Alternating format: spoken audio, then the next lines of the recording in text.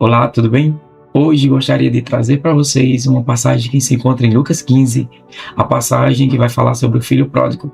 Desde já peço a vocês que se inscrevam no canal, aperte o sinozinho das notificações para você não perder nada. Hoje nós vamos falar sobre essa história grandiosa, então você está mais do que convidado a fazer parte dessa aula.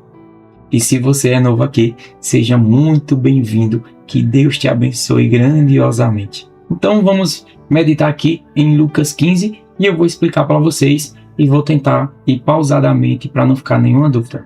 Então vamos abrir aqui Lucas 15 e vamos meditar nessa passagem e extrair o máximo do texto para vocês. E diz assim: E Jesus continuou: Um homem tinha 2 filhos. O mais novo disse a seu pai: Pai, quero a minha parte da herança. Assim, ele repartiu sua propriedade entre eles. Não muito tempo depois, o filho mais novo reuniu tudo o que tinha e foi para uma região distante. E lá desperdiçou os seus bens vivendo irresponsavelmente. E logo aqui, amados, nessa primeira parte, a gente já tira uma lição, né? Aqui vai falar que ele tinha 2 filhos e o mais novo decidiu pedir a sua parte da herança. Muitas das vezes a gente toma decisões erradas nas nossas vidas. E não foi diferente com esse jovem. Ele tomou uma decisão errada. Decisões essas que mudariam a sua vida de uma maneira terrível, né? Então a primeira lição que a gente toma é de que não devemos tomar decisões precipitadas. E o primeiro de tudo, sem pedir direcionamento a Deus. A tendência, quando a gente toma decisões erradas, sem pedir direcionamento a Deus, é sempre dar errado. Por isso, sempre coloque o Senhor Jesus em primeiro lugar nas suas decisões.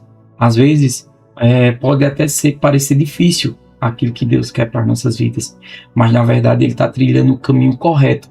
Por mais que tenha dificuldades, aflições, que vamos passar por momentos difíceis, né? Por vales, por deserto, mas sempre vai ser a melhor decisão e não a nossa, nunca será a nossa. Então, baseado nisso, eu queria trazer um versículo para você que vai explicar de uma maneira mais clara possível como realmente as coisas acontecem. E para tudo na Bíblia, ela vai ter um versículo, um texto que vai te direcionar a muitas das vezes a não tomar a decisão errada.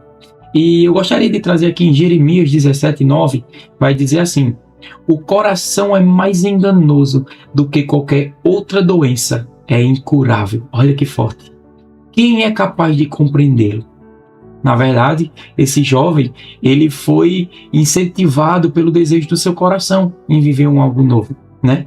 E aí mora o perigo. Quando a gente decide, muitas das vezes, dar ouvido ao nosso coração, às vezes o nosso coração está magoado, às vezes o nosso coração ele está firmado em alguma coisa que a gente muito almeja, né? E que muitas das vezes não é a mesma vontade que Deus. E a gente acaba caindo, a gente acaba, né, quebrando a nossa cara. Então, a palavra de Deus, ela tem uma resposta para tudo na minha e na tua vida, querido. Mas vamos continuar. Você vai ver que tem várias lições nesse pequeno texto, nessa pequena passagem para as nossas vidas. E depois de ter gasto tudo, houve uma grande fome em toda aquela região. E ele começou a passar necessidade.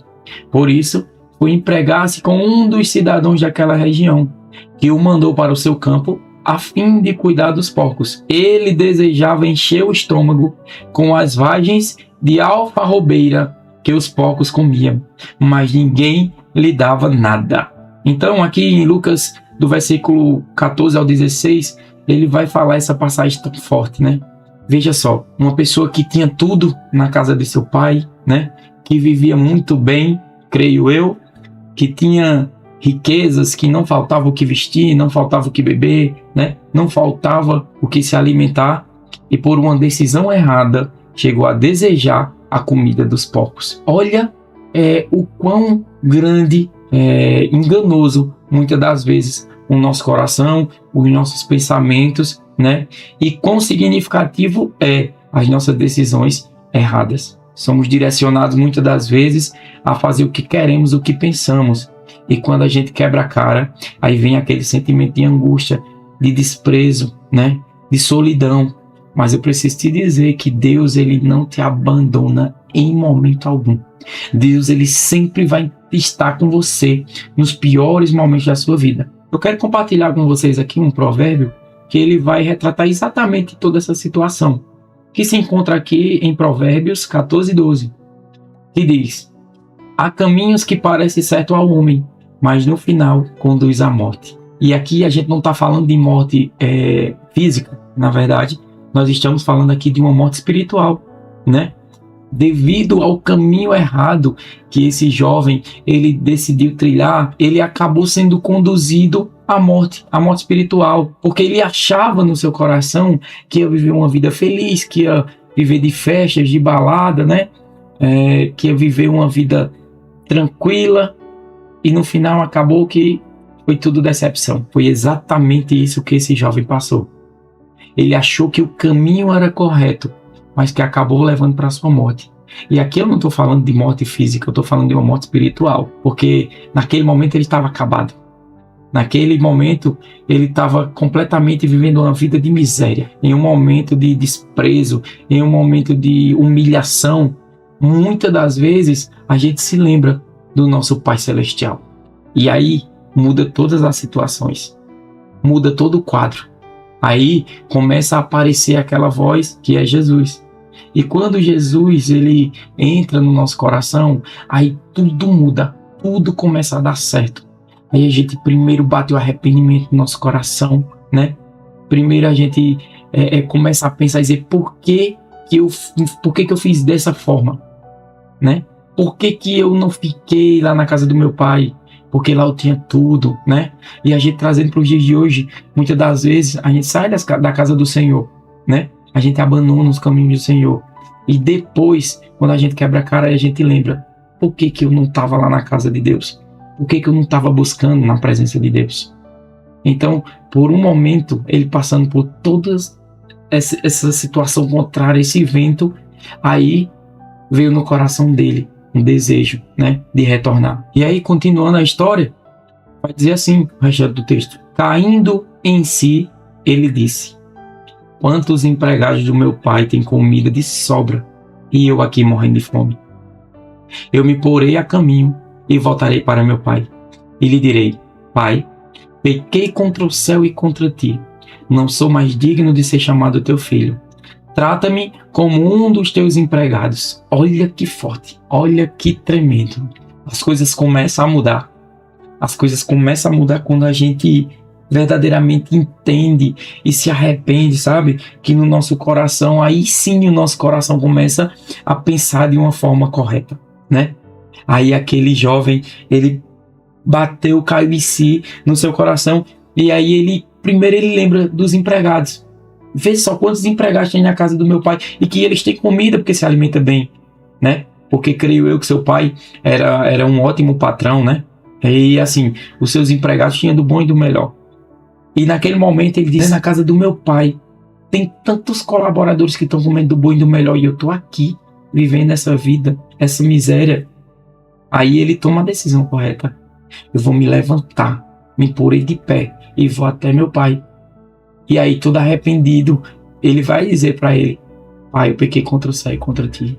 E meu amigo, eu preciso te dizer uma coisa: quando a gente diz, Deus, Senhor Jesus, me perdoa por minhas falhas, me perdoa por meus pecados, me perdoa se eu falei algo contra alguém, me perdoa se eu faltou a fé, me perdoa se minha boca saiu uma palavra que não era da tua vontade. Meu querido, as coisas vão mudar da água para o vinho. Sabe por quê? Nós temos um Pai no céu que ele fica o tempo todo de braços abertos para nos receber. A Bíblia vai dizer que o cair é do homem, mas o levantar é de Deus. E olhando mais para essa parte do texto, a gente pode tirar mais uma lição: a humildade. Quando a gente tem a humildade, quando a gente reconhece nossas falhas, quando a gente reconhece nossos erros, aí sim, tudo vai mudar. Tudo se transforma. Quando reconhecemos que somos falhos, cheios de defeito, que somos pó e que Deus é tudo em nossa vida, quando a gente tem esse sentimento de humildade, aí eu te digo, que o céu, ele entra com providência na minha e na tua vida. E para deixar isso mais claro, nada melhor do que dentro da palavra de Deus, né? A gente buscar essas concordâncias. E aqui em Provérbios 29, o verso 23, ele vai dizer: o orgulho do homem humilha, mas o de espírito humilde obtém honra. Ah, que palavra maravilhosa. Isso é tremendo, meu amigo. O orgulho tem matado muitas crentes. Pessoas que são cheias de vanglória, né? Pessoas que acham que se ela não fizer determinadas coisas, ninguém mais vai fazer. Se acha a última bolacha do pacote. E não é bem assim. A Bíblia diz que aquele que se humilha, o Senhor exalta. Então a gente precisa buscar cada dia mais essa humildade nos nossos corações. Vamos continuar. E a seguir, levantou-se e foi para seu pai. Estando ainda longe, o seu pai o viu e, cheio de compaixão, correu até seu filho e o abraçou e o beijou. O filho lhe disse: pai, pequei contra o céu e pequei contra ti. Não sou mais digno de ser chamado de filho. Mas o pai disse aos seus servos: depressa, traga a melhor roupa e vistam nele. Coloquem um anel em seu dedo e calçados em seus pés. Tragam um novilho gordo e matem-o. Vamos fazer uma festa e comemorar, pois este meu filho estava morto e voltou à vida. Estava perdido e foi achado. E começaram a festejar. Olha que coisa maravilhosa. Olha que coisa maravilhosa. O pai avista ele de longe e se alegra no seu coração. Parece que já esperava a volta daquele menino. Do mesmo jeito é o Senhor Jesus Cristo. Muitas das vezes a gente se afasta dos caminhos dele, mas em nenhum momento ele te abandonou. Nenhum momento ele me abandonou. Ele está de braços abertos me esperando e te esperando. Quando o pai vê aquele jovem, corre em direção a ele, abraça ele, manda preparar tudo. Calçado, o que vestir, o que beber, e ainda manda preparar o bezerro mais cevado que tem. Porque o Senhor Jesus Cristo vai dizer que no lugar da nossa angústia, da dor, foi dado dupla honra. Quando eu e você reconhecem que Jesus Cristo é o nosso Senhor e Salvador, quando entregamos nossas vidas a Ele verdadeiramente, aí Ele nos acolhe de braços abertos, sabe? E aí o quadro muda completamente. Olha só, aquele menino não tinha nada naquele momento. Mas quando ele reconhece, quando ele se humilha, que ele volta para os caminhos do Senhor, aquele homem se torna abençoado mais uma vez. E você sabe por que Deus ele age dessa forma comigo e com você? Aqui em Romanos, o capítulo 5, verso 8, vai dizer assim, ó: mas Deus prova o seu próprio amor para conosco, pelo fato de Cristo ter morrido por nós, quando ainda éramos pecadores. Não importa, meu querido, não importa a situação que você está, não importa o pecado que você cometeu, né? Ele fez o sacrifício maior morrendo por mim e por você. Agora, claro, não podemos usar isso como desculpa para ficarmos errando, né? Porque ele mesmo disse: vai, não peque mais. Então, naquele momento, o seu pai estava esperando ele de braço aberto. E o Senhor nos espera de braços abertos a todo momento. Mas o que precisamos gerar no nosso coração é o desejo de sempre continuar focado, firmado na presença de Jesus Cristo.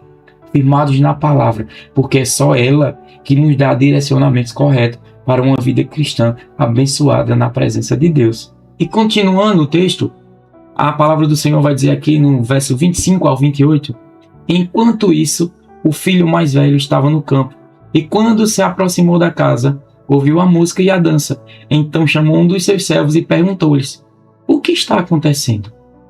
Este lhe respondeu: seu irmão voltou e seu pai matou um novilho gordo, porque recebeu de volta são e salvo. E o filho mais velho encheu-se de ira e não quis entrar. Então seu pai saiu e insistiu com ele. Veja só, meus queridos, dentro da casa do Senhor vai acontecer exatamente a mesma coisa. Vai ter pessoas que vão olhar para você depois que você se arrependeu, depois que você resolveu fazer o que era certo. E quando Deus começar a te honrar, que Deus começar a te coroar de volta, vão começar a falar: ele errou, ele fez isso, pecou, escandalizou o nosso nome e agora é preparada uma festa, é colocado lugar de honra para ele.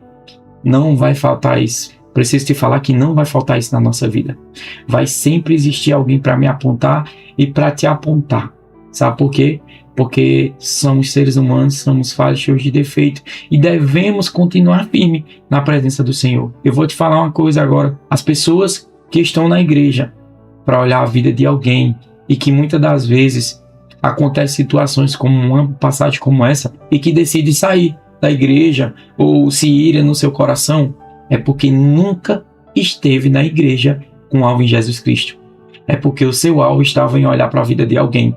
É porque seu alvo estava em olhar para cargos, que estava em olhar para ministério, para honra. E na casa do Senhor a gente tem que olhar para Cristo. Faça o seu melhor para Deus, porque Ele que vai te honrar. Agora veja o que a palavra de Deus vai dizer em 1 Coríntios, capítulo 15, o verso 5-8. Portanto, meus amados irmãos, mantenham-se firmes e que nada os abale. Sejam sempre dedicados à obra do Senhor, pois vocês sabem que no Senhor o trabalho de vocês não será inútil. Meu querido, para de olhar para a vida de alguém dentro da igreja que está prosperando, alguém que ministra bem, que tem eloquência, aquele que louva bonito. Não se importa com isso. Não se importa com isso de jeito nenhum. Continua fazendo a obra do Senhor, sabe? Sede firmes e constantes, sempre a abundância na obra do Senhor, sabendo que o vosso trabalho no Senhor não é vão. Nada que você faz para Deus vai ficar em vão, meu querido, porque Ele sempre nos promete que um dia enxugará dos nossos olhos toda lágrima. No lugar de tristeza será transformado em alegria. A gente vai viver a nossa eternidade cantando Santo, Santo, Santo é o Senhor. Então, para que se preocupar? Agora veja a continuação do texto, né? O versículo 31 e 32. E disse o pai: meu filho, você está sempre comigo e tudo que eu tenho é seu. Mas nós tínhamos que comemorar e alegrar-nos, porque este seu irmão estava morto e voltou à vida, estava perdido e foi achado. O que o pai estava querendo dizer aqui para este filho era que o filho estava perdido, ele tomou decisões erradas, mas que tudo o que o pai tinha era dele também. Ele tinha ficado com seu pai, verdadeiramente trabalhado, tinha se empenhado, tinha dado o seu melhor ali com seu pai, mas não precisava no seu coração gerar essa amargura pela felicidade do seu irmão que voltou, né? Porque a riqueza que o pai tinha, os bens que o pai tinha, eram dos dois, independente que o mais novo decidiu gastar tudo o que tinha. Mas muitas das vezes a gente precisa olhar para o nosso. Ele precisava ter olhado naquele momento para ele. Ah, tá, eu vou me alegrar com meu irmão sim, porque meu irmão estava perdido. E a minha vitória é a vitória do meu irmão. Precisamos, nos dias de hoje, manter essa ideia e esse consentimento de querer amar. Precisamos amar as pessoas que estão do nosso redor. Às vezes é mais fácil apedrejar, às vezes é mais fácil lançar palavra do que dizer, ó, cara, vem cá, vem aqui, meu irmão, me dá um abraço, o que é que você está passando? Então, aquele pai naquele momento, ele dá um exemplo, né? E ele diz, ó, em vez de você estar amargurado, em vez de você estar triste, vamos comemorar junto conosco, porque o seu irmão, ele estava morto, e agora foi achado e está vivo, está alegre, né? Decidiu fazer a escolha certa, voltar para casa. E aí eu queria deixar um texto para vocês que explica exatamente o que eu quero te falar, o que exatamente está falando o verso 31. Romanos capítulo 12, o verso 15, o Senhor vai dizer assim: alegrai-vos com os que se alegram e chorai com os que choram. Meu amigo, a Bíblia tem resposta para tudo na tua vida. É o manual do crente. O Senhor vai dizer que o povo perece por falta de conhecimento, por não examinar as Escrituras. E quando a gente decide ler, se aprofundar, a gente encontra a resposta para tudo. O nosso manual é a Bíblia. Continua cada dia mais tentando buscar da presença de Deus. Eu sei que tem muita gente que o dia é corrido, as dificuldades, e a gente acaba colocando empecilhos e que não tem tempo. Mas consagra ao Senhor ali um pedacinho do seu tempo, busca, sabe? E eu creio que Deus, ele, de uma forma ou de outra, ele vai ajustando isso também na tua vida.